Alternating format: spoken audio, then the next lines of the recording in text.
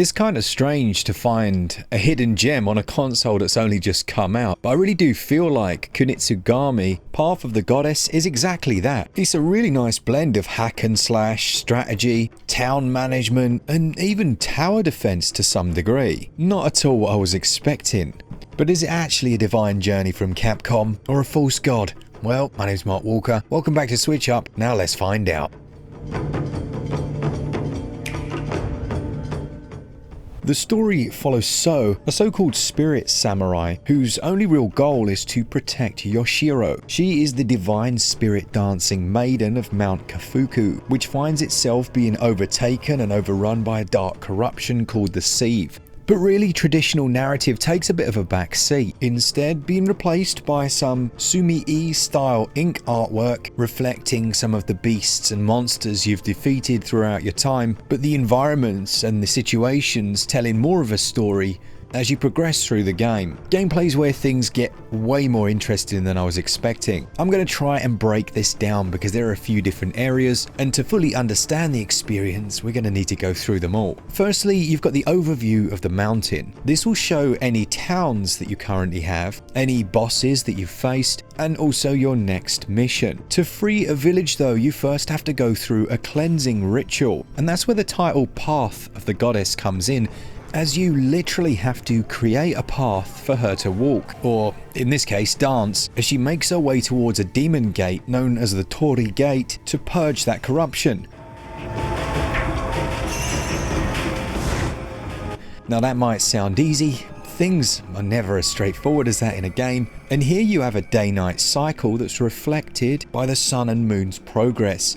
During the daytime, you can move freely around the area while she's making her way towards the gate, if your path goes that far. Sometimes there are alternate paths that you can send her down. Why would you do that? Well, you're about to find out. Now, each of these areas also has a set number of villagers that can be rescued from the corruption. What's cool is there are actually quite a few secret areas for you to find, and if you manage to purge all of the corrupted areas, you'll actually unlock a special ability that can be applied to your player, taking the form of an amulet that you wear. Now, as you rush around, finding these corrupted places, purging them, you'll also find those villagers and be able to free them, and then things take an interesting twist. You can give them a job. For example, they can be a woodcutter, or a sumo, or maybe a ranged archer, and you can directly control them, placing them strategically around Yoshiro, because with the night also come those denizens of hell.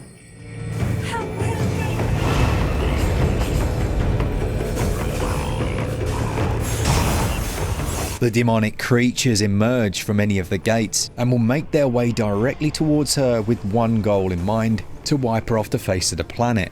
Directly controlling So, you have a range of abilities. You've got fast-paced combos, you can block incoming attacks, and you'll need to do that. It will actually deflect the enemy and stagger them for a time, and some of those that you face have much larger health bars or a variety of different attacks. Depending on what you've equipped, you can also have special moves, and your specials charge by doing damage to the Sieve as they emerge from those gates. And anytime you want to reposition your units or apply a healing effect to them, you can simply press a button and stop time. This is a great little mechanic. What I didn't mention is that during the day, every time you purge those corrupted areas, you'll gain some of the game's currency, and that's what you'll be using to assign the different roles, and the finite number of healing items come from purging corrupted animals during the day. So during those night sections, as you battle back the hordes, there's this constant frenetic strategy going on as you juggle the healing that you've got, the health of Yoshiro, but you can also stop her dance so that she doesn't go past some of the really interesting environmental items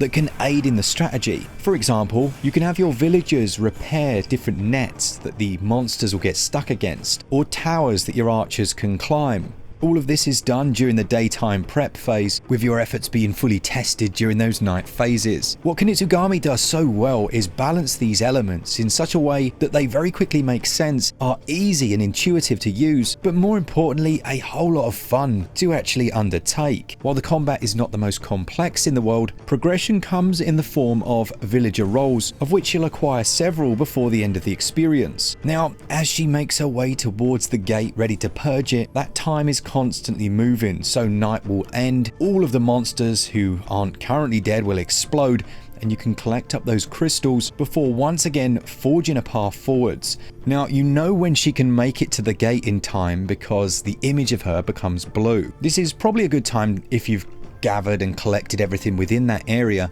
to manually speed up time. The purging of the gate is a little mini game of sorts that sees you almost Ghostbusters style battling the demon that's trying to escape, and then the doorway blows open. Now, in later stages there are several segments to move through before you reach the final one and fully purge the area, but once you do so, that entire stage is re-inhabited by the villagers and becomes a town that you can then upgrade. How cool is that? You'll then have the villagers repairing things, building new areas. It's quite simplistic. It's generally go to a place that needs fixing, click the button until you've assigned all of the villagers, and then bugger off for a bit until they've done the job. But you'll find a tent where you can apply any of the skills that you've gained. And I think I mentioned that progression comes in the form of villager job upgrades. The amount you upgrade your village and the other villages that you'll acquire will actually determine how many points you have to do just that. So you might improve the rank of your archer, make him stronger,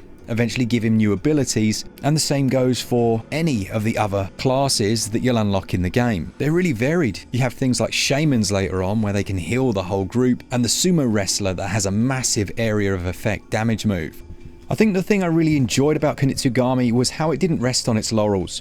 So between these purging sections and the village management, you would always have a boss fight. Here you had another phase where you could prep, you'd get a currency from your Shiro, you could then choose what classes you wanted your villagers to be and then head into that boss battle. They're also different, and I like that they didn't tell you what you were going to face. Sometimes you'd go all in on your ground units only to find that it's an aerial boss, and others switched things up entirely. There was a stage where your Shiro was under attack and I actually lost my physical form and was just this ethereal blob, simply dishing out orders, and the whole thing turned into a pure strategy experience. Now, the controls are quite interesting. Most of them are fine. They have included some mouse controls for things like menu navigation, but I would have liked them to use that for the camera as well as an option. Giving out commands to villagers with that does make a lot of sense and it works. I do have one issue with the lock-on mechanics. Basically, there aren't any unless you're using a bow and arrow, which is a shame. Being able to lock on to some of the more powerful enemies, and particularly in boss fights, would have been handy.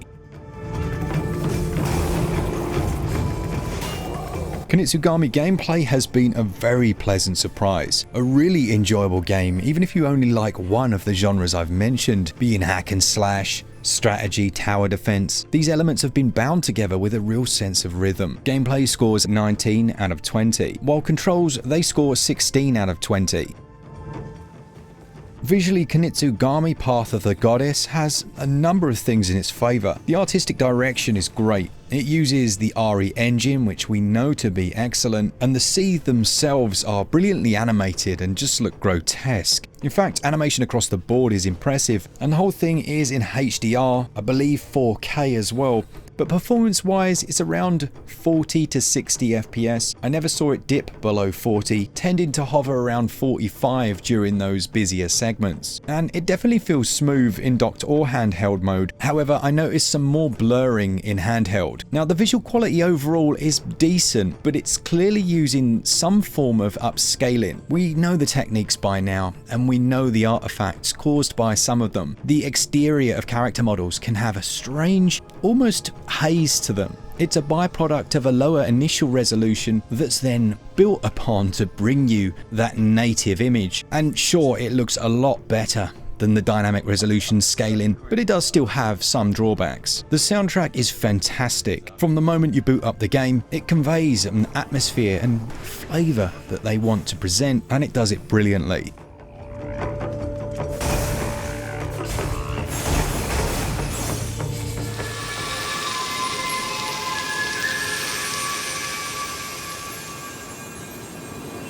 I'd give the visuals and performance 17 out of 20 and the sound and audio 19 out of 20. Kunitsu Gami Path of the Goddess is going to set you back £32.99 on the eShop. We won't even talk about physicals because, well, codes in boxes don't count. But as for the value you're getting for the game here, I think this is probably some of the best money I've spent on my Switch 2. The main story, if you're rushing, is going to take about 16 to 20 hours. If you're a completionist, or if you fail to find some of the things on your first run and you have to repeat an area, you can add in quite a bit of time there. And if you want to unlock all of the different classes and just experiment, you'd be coming close to doubling that main story playtime at around 30 to 35 hours. It's a great game. I've loved it, and I think it's well worth the price. I give value 18 out of 20.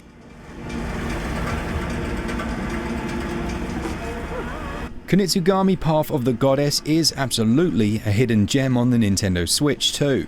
If you've played it elsewhere and wondered how it runs, it's fine. It's nice that they've added in things like mouse controls for the strategy segments, but you really don't need them. It's a very fun game. It gets a SwitchUp score of 89%. Thanks to our Patreons, all of you that enjoy the content. If I've missed anyone off of our members list as well, by the way, which I definitely have, can you just ping me an email and I'll get you on there? For all things Switch, all the time, keep it SwitchUp.